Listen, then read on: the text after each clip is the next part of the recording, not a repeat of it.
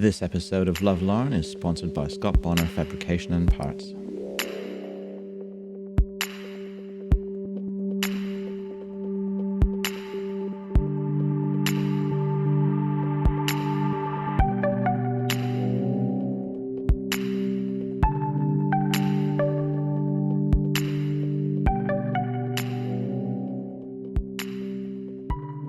Look at the bearing housings on either side of this machine neck. This one has a little ridge on the inside, and this one's flat across. So, I mean, it'll make sense when you're putting them back together anyway, but the side with the ridge, including the bearing cap, goes on the chain side. It basically locates the reel, I guess, laterally across the machine. So I've done a little bit of unnecessary pre-assembly here while I was sorting out parts and storing parts until I was ready to get these installed. So I'm just going to take that top section off. Popped a little bit of grease on this pivot bolt just to make sure it's going to move around. And I'm going to do the same on this one as well. Believe it or not, these things do actually come out.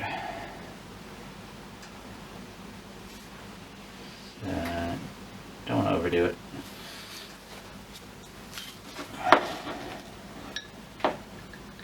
There we go, we've got our two pivot bolts, and they're going to slot through that hole at the back in front of the sole plate, and this oblong slot, which is basically what the adjuster will pivot in to when we're setting the height of the cutter. So onto these two posts, I'm going to use a single washer and this nyloc nut. And on this end, I'm going to start with a washer and the nyloc nut. I'm going to probably remove it once I'm all the way through because I think I'm going to need that extra bit of thread to secure that nut. Now, if you're not using nylocs, you'll probably want to use a flat washer, a star washer, and just a regular nut on the end of that. I prefer to use the nylocs where I can. So just going to snug that up for now.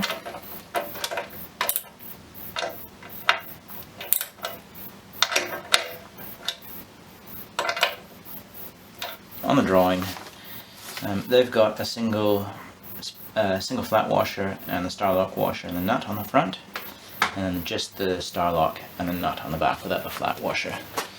So because I'm using nylocs, it's a little bit different, but I think what I'm going to end up doing, I really don't have much thread poking through this nyloc at the back, or the one at the front for that matter.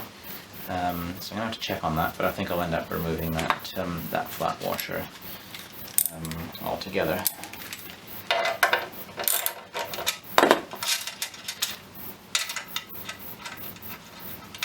Just get that back up.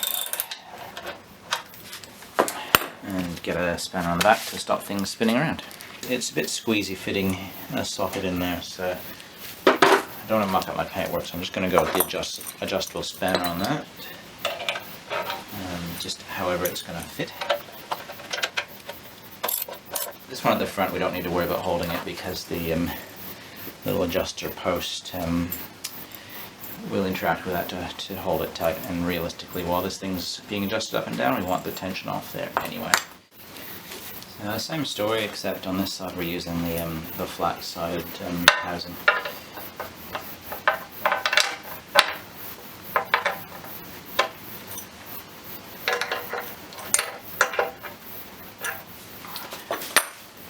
So it's in pretty far. We'll get our flat washer on the front, nyloc, and the other nyloc without the washer at the back. Try and hold that guy in place.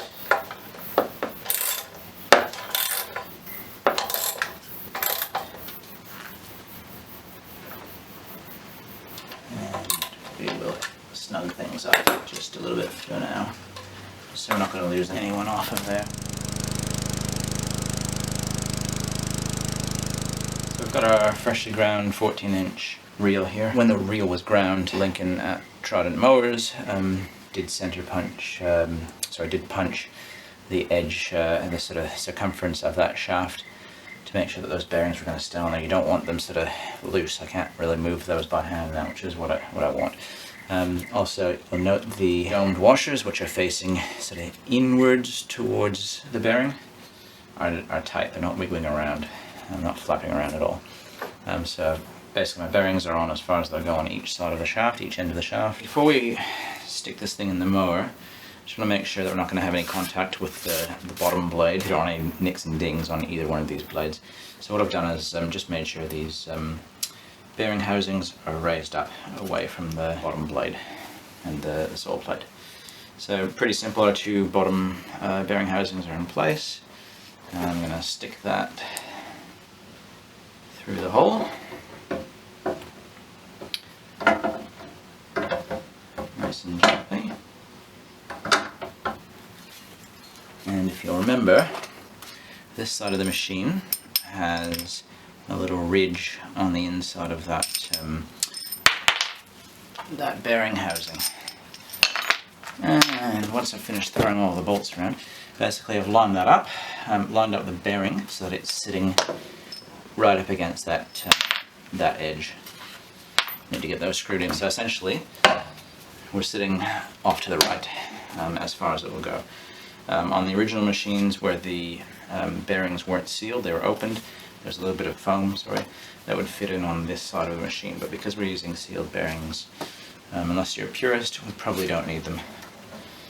So that's looking good. Our washers are spinning with the reel itself, the bearings are in place, and the outer sections of the bearings are mobilized against the bearing housings. So the shaft is rotating, the inner section of the bearing is rotating, the washers are rotating, the outer section of the bearing is not. The top caps of the bearing housings can go back in place now. I'd suggest putting these back in place before getting your height adjuster screws in place, mainly because once those screws are in place it's difficult to get to these bolts with a driver, just because everything gets in the way. In case you're wondering as well, with your machine you may have a little grease nipple or a hole on the top of these caps in that section. Essentially, you know, they're for the old bearings as well.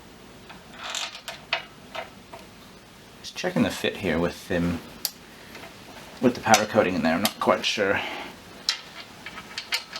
how we're going to come together around that bearing. It looks like it's going to be a little bit on the snug side. That's probably not a bad thing.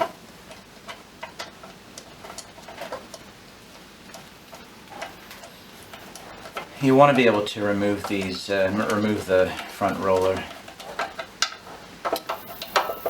in the future for sharpening. So I'm not going to treat the threads on these bearing housings with anything.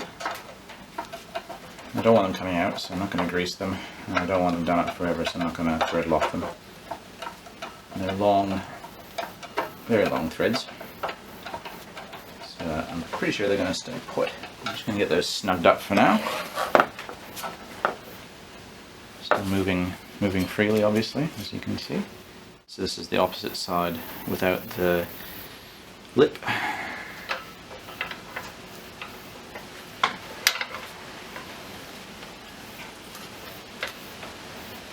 Pushed into place.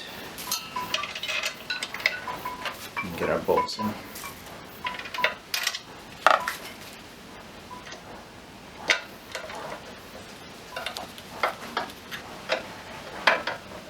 Going to work from both sides to make sure everything's sort of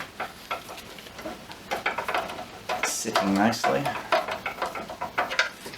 So if you can see that, we've got the catcher post up here, the little post for the adjuster nut. Everything's kind of in the way at this stage. It's just possible to get this big fat screwdriver down here.